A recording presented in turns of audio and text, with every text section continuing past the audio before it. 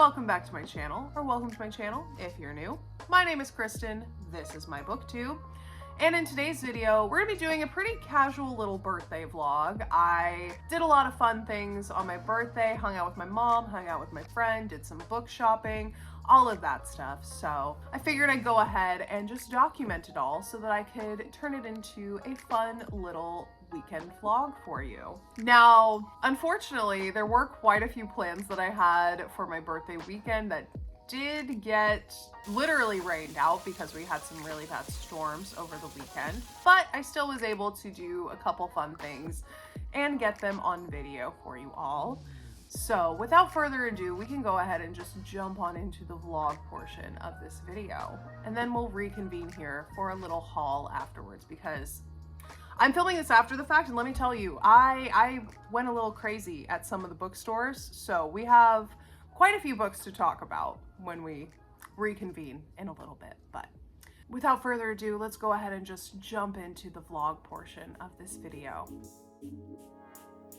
Okay, so we're gonna try something different this time, and we're just gonna do a little voiceover over these clips. So starting off, we're going a little bit before my birthday, and this is actually the week leading up to my birthday. I started working on this paint by number Halloween canvas.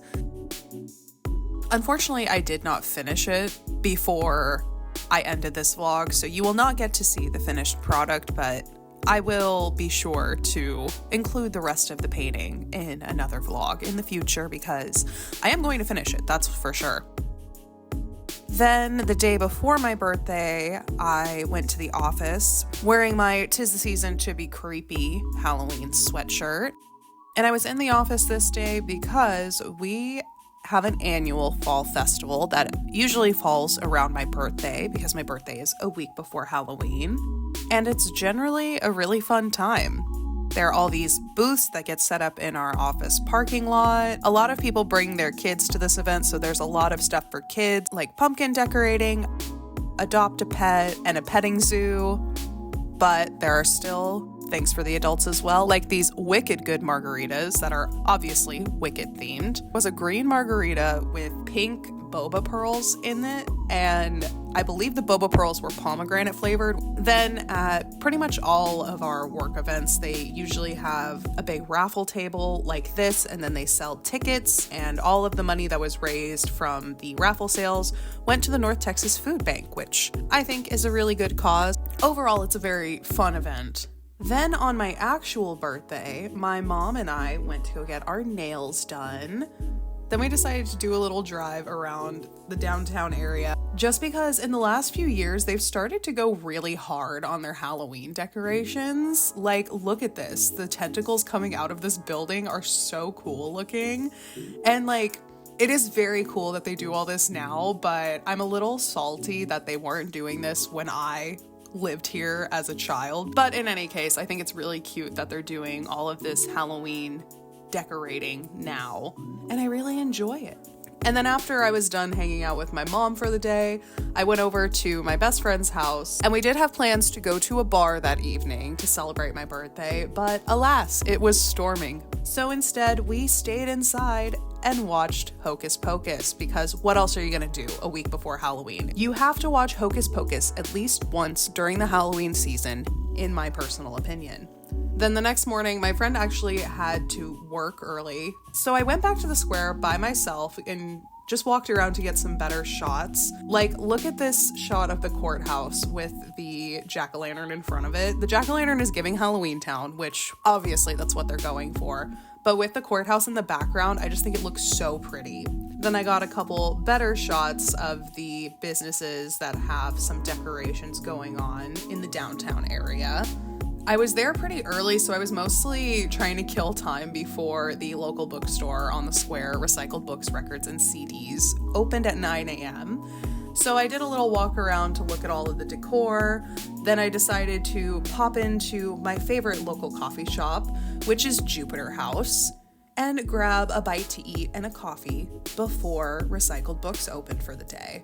And this is my favorite coffee shop in Denton. I do go to other ones, but Jupiter House has always been that girl, in my opinion. If I remember correctly, the original store actually burned down in a fire a couple of years ago. And this is a completely rebuilt and remodeled version. But even before the fire, my friends and I used to go to Jupiter House a lot when I was in high school. Before the fire, the aesthetic of Jupiter House was very much a 90s coffee shop because that's when it was built. So they had the big leather couches, lots of areas to sit in. It was very chill, low lighting, that kind of thing. And I always really enjoyed going to Jupiter House then. And since it reopened and they did the remodel and updated the aesthetic of the coffee shop, I still love it just as much.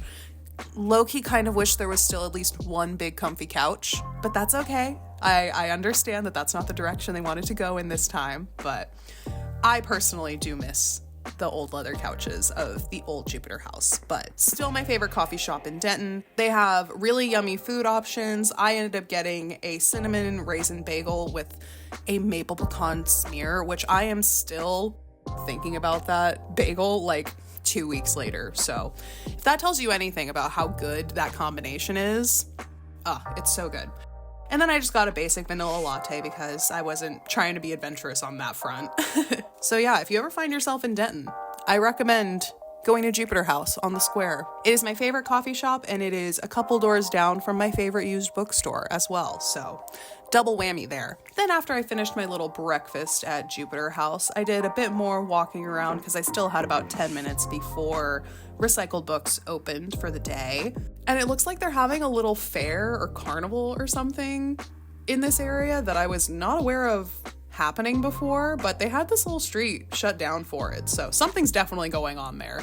And I did not stay to figure out what it was. So I'm so sorry to leave you in suspense, but yeah, I don't know what it was that was going on down there. But I did eventually make my way over to Recycled Books in time for their opening. And then we got our book shopping started for the day.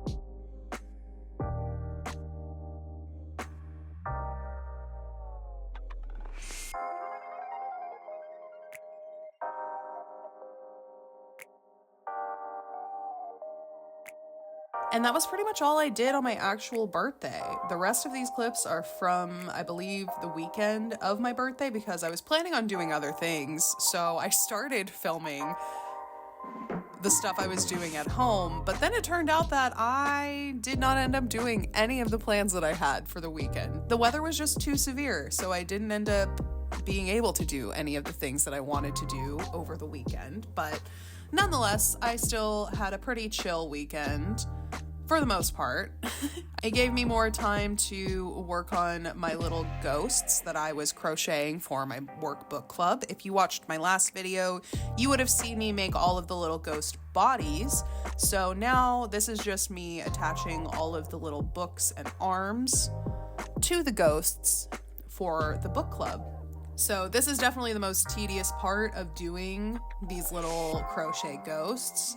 Just because these pieces are so small and they all have to be sewn together. So each little piece has two ends that need to be woven in, and then they all need to be sewn together onto the ghost. So it just was a process, okay? And from what I've seen from other crochet content creators online, the weaving in of the ends and sewing everything together is the worst part for most people, it seems. So I am not alone in thinking that this is not a very exciting part of crocheting, and I'm not the only one that saves it to the very end because they just don't want to do it. But in the end, the ghosts ended up coming together very nicely. They looked so cute in their little buckets for the book club meeting, and everyone at the book club really loved them. They thought they were so cute and were quite impressed by my crocheting skills. I don't think I've ever mentioned in this book club that I even like to crochet, so definitely was a surprise to a lot of people because they didn't even know that I could crochet up until this point, and then I just show up with 20 little crochet ghosts for everyone, so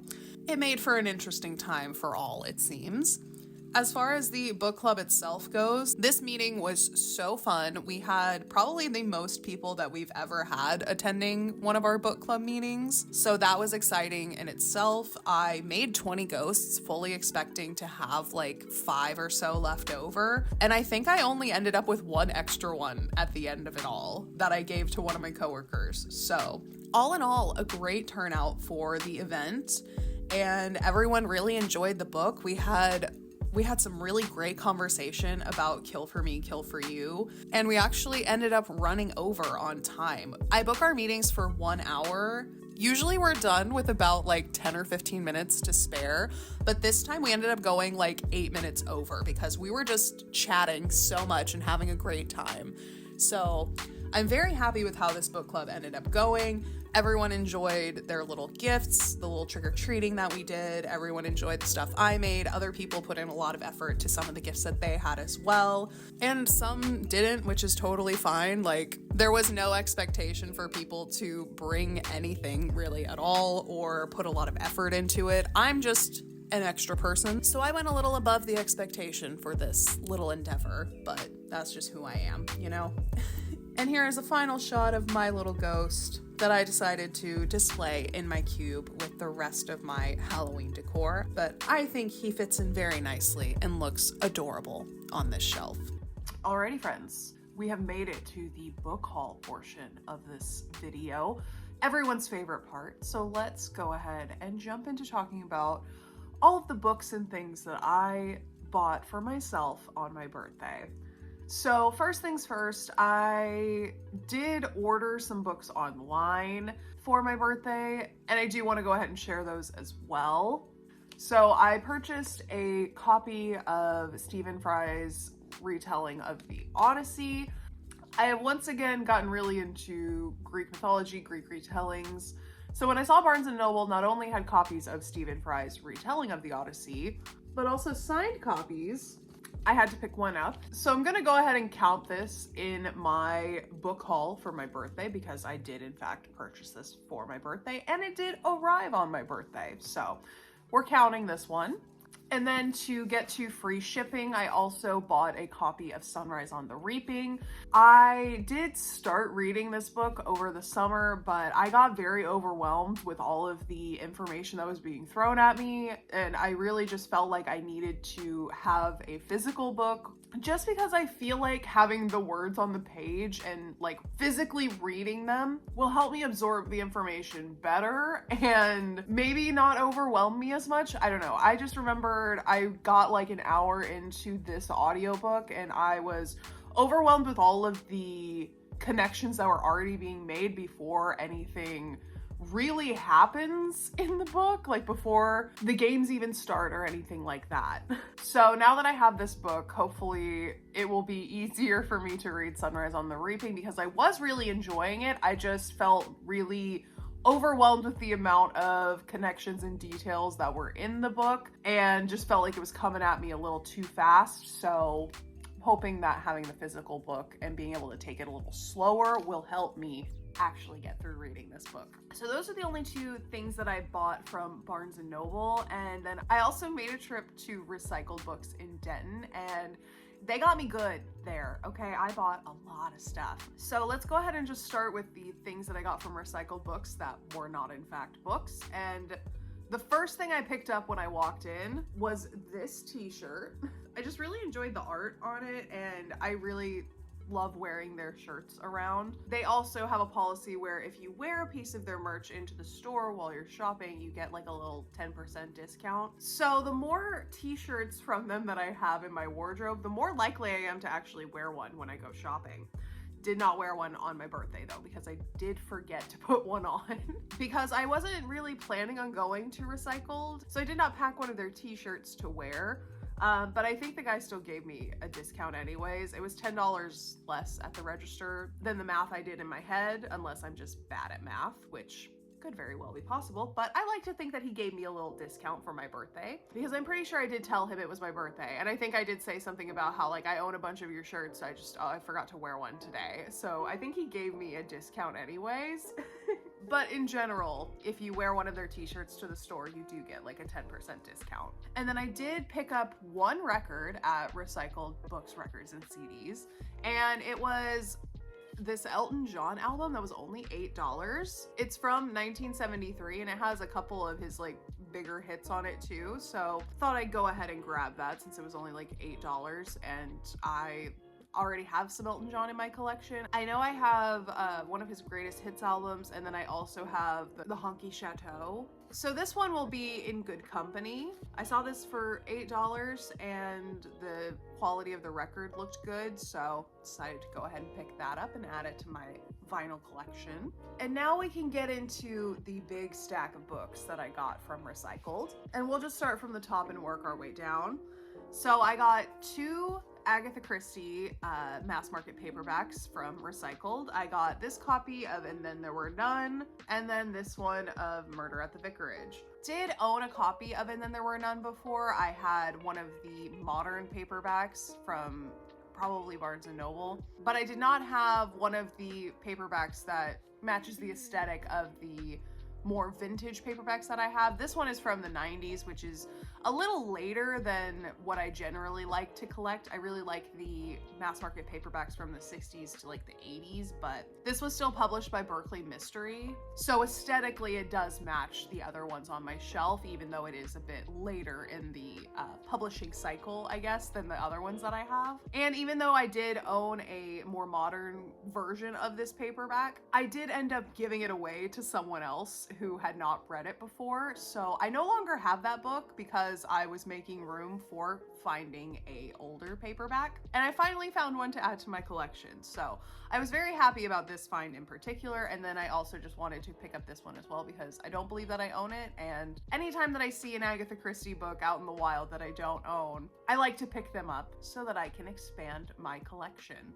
The next book I got is actually a history book. It is a book about the family, sex, and marriage in England from 1500 to 1800. And I picked this up because during my master's degree, I did a lot of research about the Victorian home and domestic life. So this covers the period right before the one that I studied in undergrad. So I already have books that are about this same topic for the 1800s and 1900s, so I thought it would be cool to have a book that just goes a little bit farther back in history about a similar topic to have on my bookshelf, because at the end of the day, The goal is always to build a robust library in my home. That is why I collect books. I want to be like Belle in Beauty and the Beast, and I want to have a giant home library that I can swing around on a rolling ladder singing my heart out on. You know, that's the vision. So this book will help me get there.